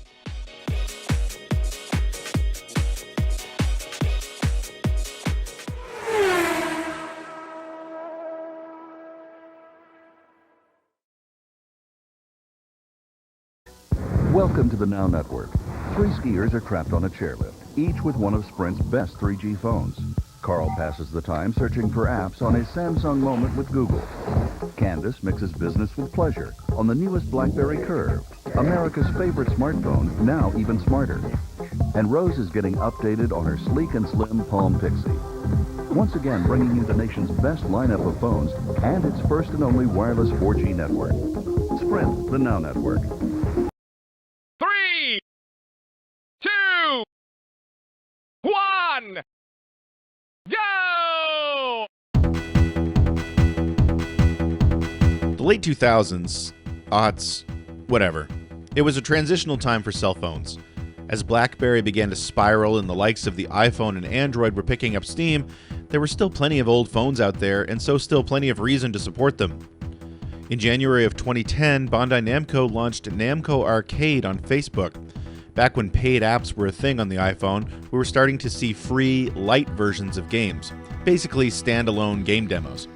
Using a Java applet, Namco Arcade offered players the same opportunity to try their Java games on Facebook for a short period of time before they decided whether or not to buy the game on their phone. One of the games mentioned during the announcement was Ridge Racer Drift. Drift featured 6 tracks and 9 cars, along with a campaign mode, which was becoming more and more rare in the franchise. And while there was no online play, it was possible to share best times to online leaderboards. Ridge Racer Drift obviously wasn't that impressive looking compared to the previous iOS game, since it was just a rudimentary polygon engine with sprite-based cars. But after having played it a bit, it's really not that bad for what it was. I'm particularly impressed with how the game did a decent job of replicating the Ridge Racer Drift mechanics using simple double taps of the directional pad when going into the corner. It wasn't perfect, but it was perfectly playable, and more importantly, managed to maintain the spirit of the series.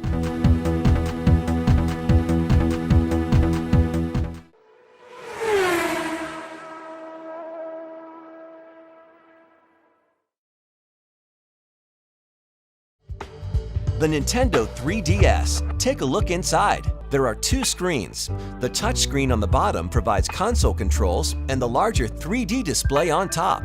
In 2D mode, it displays visuals like no portable before, but in 3D, it takes games to an entirely new level. The 3D images make you feel like you're in another world. The course is in excellent condition. Are you finished tuning your machine? Get ready. The race is about to begin.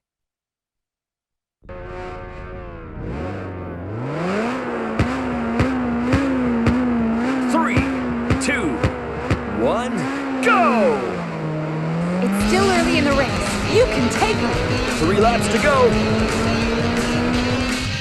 It had been a rough 5 years since Ridge Racer had last graced a console from the Big Three, but 2011 brought 2 new portable machines and with them 2 new Ridge Racer launch titles. The first was Ridge Racer 3D for Nintendo's 3DS. Thankfully, this time around, Namco dropped the idea of using touchscreen controls, limiting the gimmickry to the stereoscopic 3D display that actually worked pretty well with this game. Like most early 3DS titles, Ridge Racer 3D suffered from a bit of crosstalk even when you were looking directly at the sweet spot on the screen, but for the most part, the 3D effect was pretty cool overall. Ridge Racer 3D continued the theme Namco kicked off with Ridge Racer on PSP, which is to say it felt more like a celebration of the first 15 years of the franchise. Along with 3 original courses, it included circuits from Ridge Racer, Revolution, Rage Racer, Ridge Racers 6 and 7, as well as Ridge Racer PSP.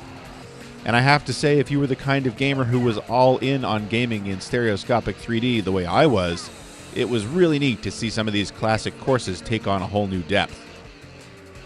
Control felt strikingly familiar as well, with the same easy drift style we've been seeing since Ridge Racer 5, and featuring both digital and analog control using the circle pad.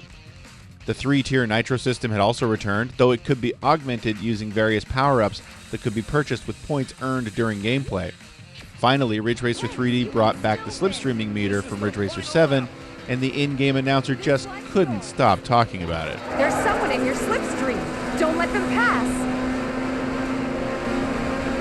You've entered the slipstream.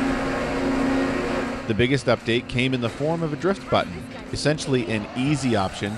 Turning this on would initiate a drift with the simple push of a button and remain that way until the button was released. This was intended to reduce the barrier to entry for any rookie Ridge Racers, but honestly the mechanics were so easy and refined at this point, it didn't really feel needed at all. While Ridge Racer 3D didn't feature online play, it did include local wireless for up to 4 drivers, as well as the ability to download time trial ghosts via the Street Pass service, which is to say it was pretty random. Overall, I'm pretty high on Ridge Racer 3D as of the making of this video, but critic reception was mixed back in 2011. While almost everyone agreed that the game looked and played great, many critics also felt that the premise was wearing thin. That was fair. You could basically call this the 3rd game in the PSP trilogy, which hadn't really brought much new to the table other than the Nitrous system. One reviewer mentioned the brilliance of Namco constantly releasing Ridge Racer games during new console launches, as the generally high quality of the experience made it easier for players to forgive the fact that they'd usually seen all this content before, multiple times. Reviewers also noted an uncharacteristically bland soundtrack and visuals that didn't really compare all that favorably to what we'd seen on the PSP 5 years earlier. As of this recording, Ridge Racer 3D represents the final time the franchise would appear on Nintendo hardware and, sadly, what I consider the last genuinely good classic Ridge Racer game in the series.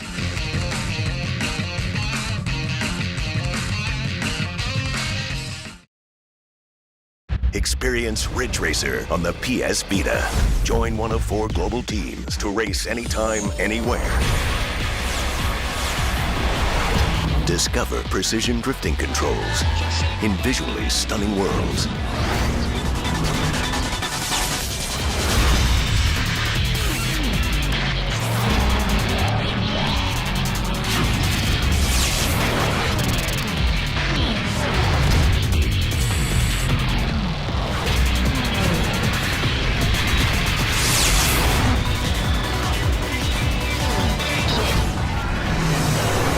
Ridge Racer, available now. 3, 2, 1, go! The Ridge Racer franchise had seen somewhat of a resurgence with the launch of the PSP back in 2004, so it's fair to say expectations were high when we learned that Ridge Racer would once again be launching alongside Sony's second stab at a portable system, the PlayStation Vita. This time around, development was handled by Celius, a studio formed by a partnership between Sony and Bandai Namco and headed up by none other than the father of the PlayStation himself, Ken Kutaragi. And it was nothing but a cynical cash grab. Ridge Racer on the Vita shipped at a reduced price and featured 4 cars and 3 tracks to choose from. What's more, there was absolutely no single-player campaign. Players were limited to playing single events or jumping online and competing with other gamers from all over the world. I think, at some level, the idea with Ridge Racer on Vita was to recapture some modern form of the original arcade experience, a small number of car and track options, with the goal of winning a single race. And while that was totally acceptable 20 years earlier, in 2011, it just felt like a ripoff. What's worse, success online was tied to a mind-numbing grind where higher-level players actually topped out at higher speeds, so if you were a new driver matched up against a bunch of veterans, your chance of legitimately competing was next to nil. But the main problem, the real sin committed by Ridge Racer on the Vita, was the microtransactions. The bare-bones approach was all in service of getting players to buy or download an absolute ton of downloadable content, from more cars to more circuits to a crazy amount of music. And weirdly, almost all of it was restricted to warmed-over versions of the content found in Ridge Racer 3D and Ridge Racer 7.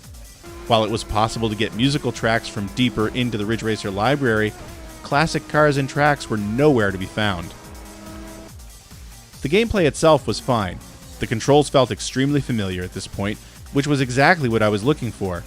Around this time, game publishers were trying just about everything they could to bleed some money out of the used game market, mostly via game passes and DLC, and Ridge Racer Vita encapsulated that whole infuriating time just about perfectly. Ridge Racer Vita was rightfully blasted in the press, averaging about 40% or lower in most places. It was also the one and only game released by developer Celius, which closed up shop a few months later. There was one exciting bit to this version of Ridge Racer though. Buried in the mountain of DLC were 2 items that were must-haves. The first was the Sega Hornet, the iconic car from Daytona, USA. Then there was the Ridge Racer USA remix, an arrangement of the original Ridge Racer track composed by Shinji Hoso for the first game in the series, but featuring a lyrical performance by none other than Takanobu Mitsuyoshi, the man behind the also iconic Daytona USA soundtrack. Gonna get the Ridge Racer and the rest. I see who took the test, raced away, I'm in command. Sadly, this was pretty much the death knell for the franchise. Ridge Racer would return a few more times, but never again in its classic form.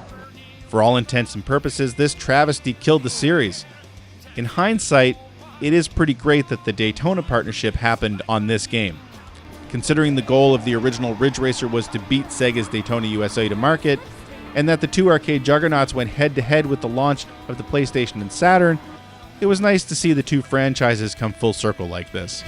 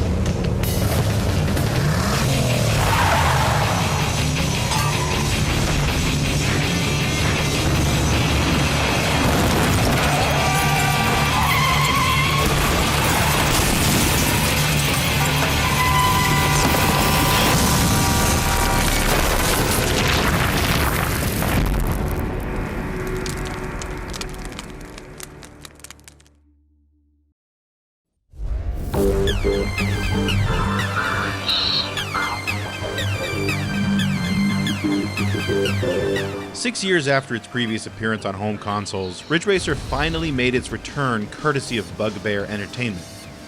Much like our racing evolution before it, Unbounded was a complete departure from the Ridge Racer formula, but this time, Namco saw fit to slap the official Ridge Racer title on the game anyway. Unbounded wasn't a terrible game by any stretch of the imagination.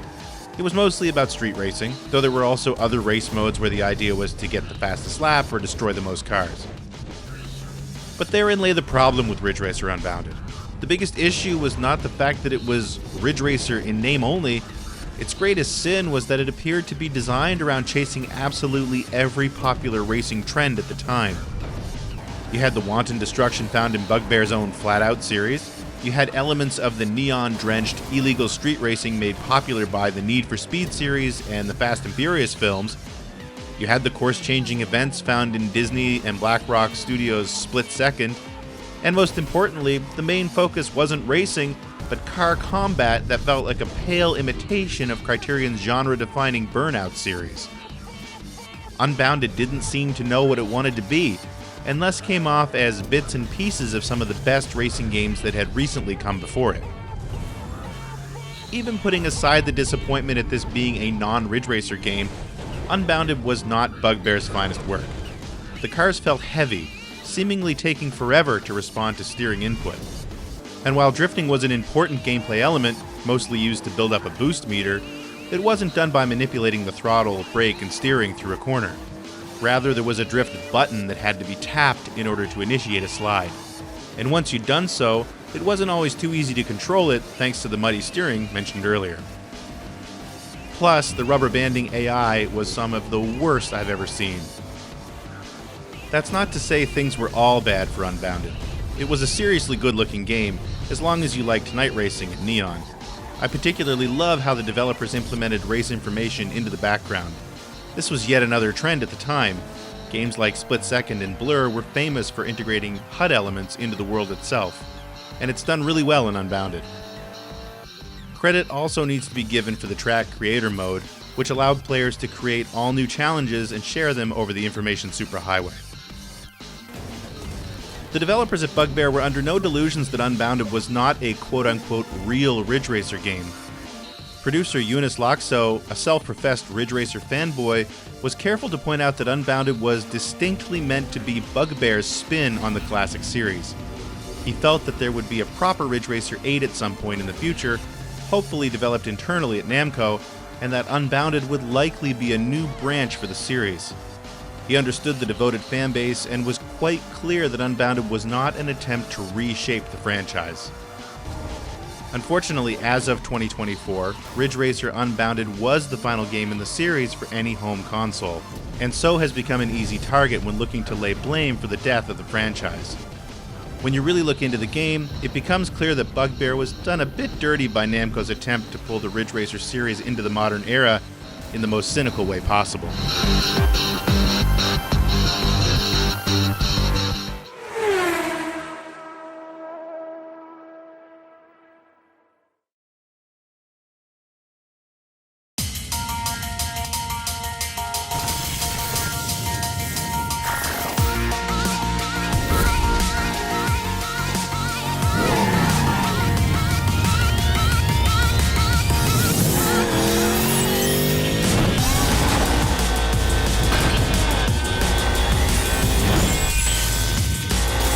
Just over a year after the release of Unbounded, Bandai Namco announced that Ridge Racer would join Tekken and Ace Combat as one of a handful of classic franchises about to get the free-to-play treatment, both on the PC and PlayStation 3.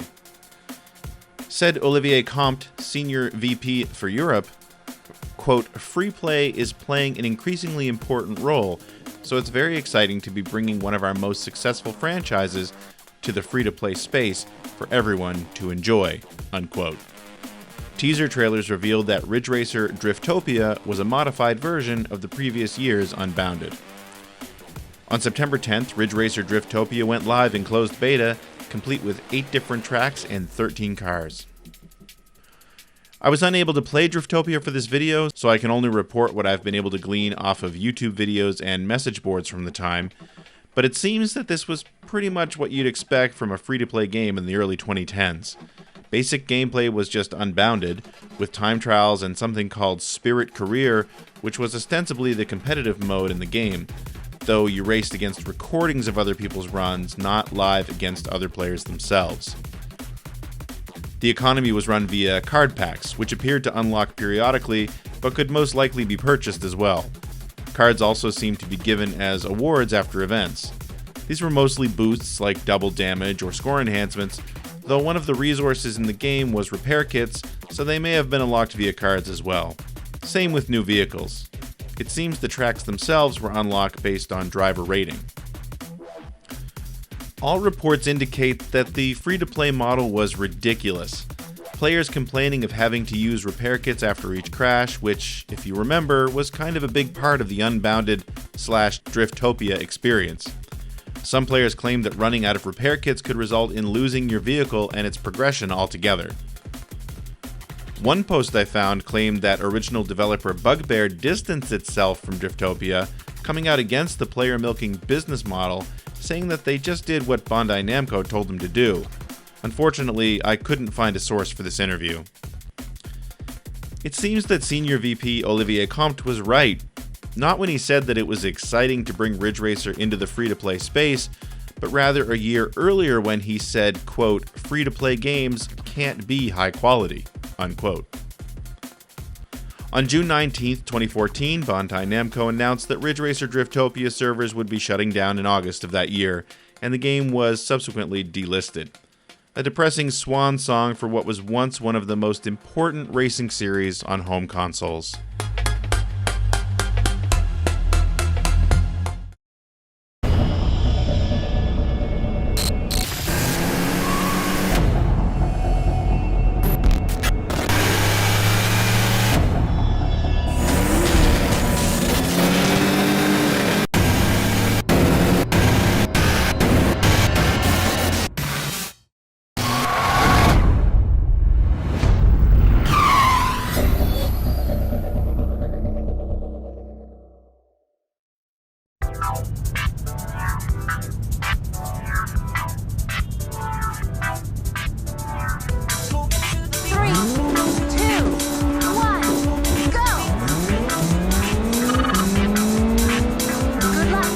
But before Driftopia was discontinued, Bandai Namco taunted the Ridge Racer faithful with a glimmer of hope in the form of Ridge Racer Slipstream.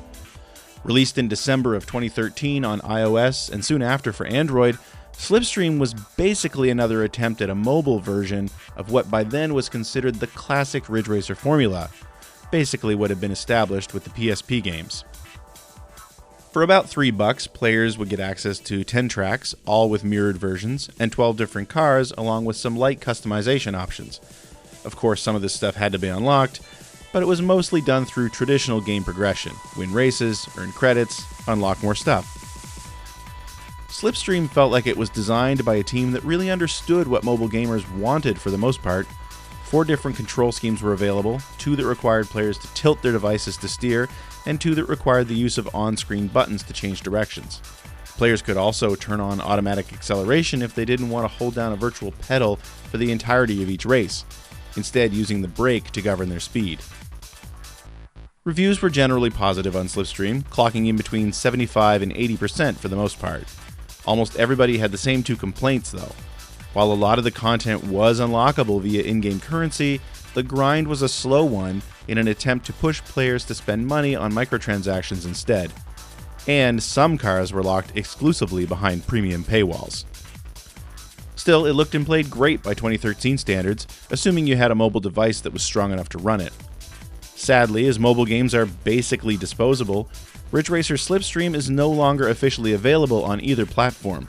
However, if you do happen to have the game on an Android device, there is a patch out there that removes the paywall and unlocks all the content in the game.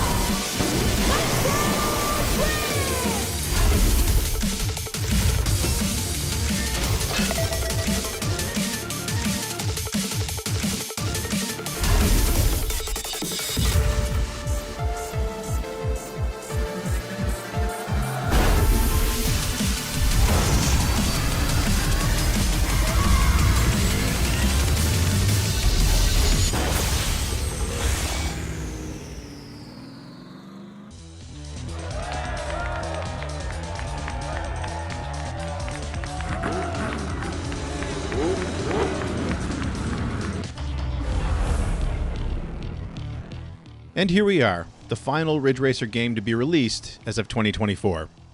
Ridge Racer Draw and Drift was an attempt to graft the original idea of drift racing onto something a bit more touchscreen friendly. Before each race in Draw and Drift, players would literally draw their route along the track map. The faster the player drew their route, the faster the car would go during the actual race. Racing was done mostly automatically. Your car would follow the route you drew, although it would smooth out more erratic paths and turn automatically into each bend. The interaction came from the drift zones. As your car passed over a drift zone, you had to tap the screen to initiate a drift. Doing so would build up the nitro meter.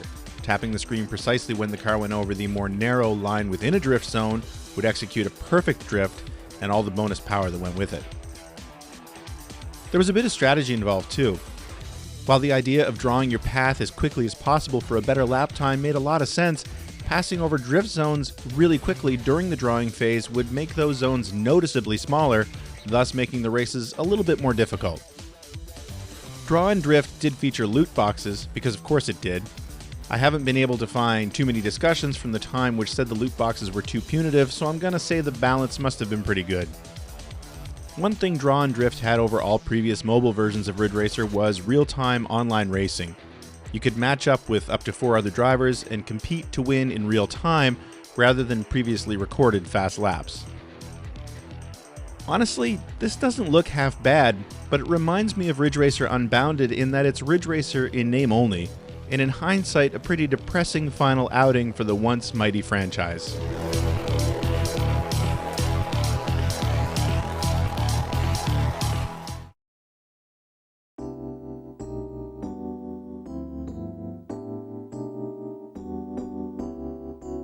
He's the one for me. There's no place I'd rather be. When Ridge Racer first hit arcades in 1993, it was bleeding-edge technology. Along with Daytona and a handful of other 3D titles, it represented where games were going. When it hit the PlayStation in 1994, it established Sony as a force to be reckoned with in the console arena, cementing Ridge Racer as a flagship franchise for generations to come. Over the years, the advancements and refinements made to the gameplay set new standards for arcade-style racers at home and was the epitome of stylish presentation. But as each new generation of console began to represent a smaller and smaller leap forward in graphical fidelity and horsepower, the need for a flashy arcade racer to show off your new hardware faded. And with it, the Ridge Racer franchise began to falter, opting to chase trends rather than set them. Now, in 2024, it's hard to say if the once all-important arcade racing genre even has a place in the home anymore. They still exist, but aren't nearly the mighty force they once were. And that's likely why the Ridge Racer franchise has been dormant for almost a decade now. As a huge fan of arcade racing, and this series in general, I continue to hold out hope that we'll one day see a Ridge Racer 8, but I'm not holding my breath.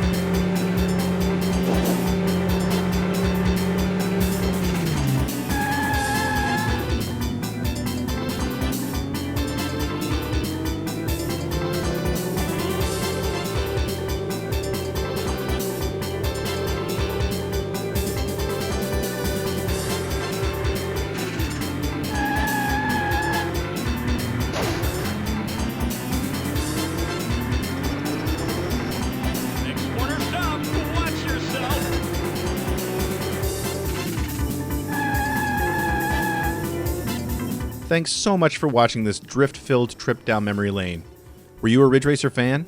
How did it impact you as a gamer? Do you think it's ever coming back? Leave your thoughts in the comments section below, and please consider subscribing to the channel.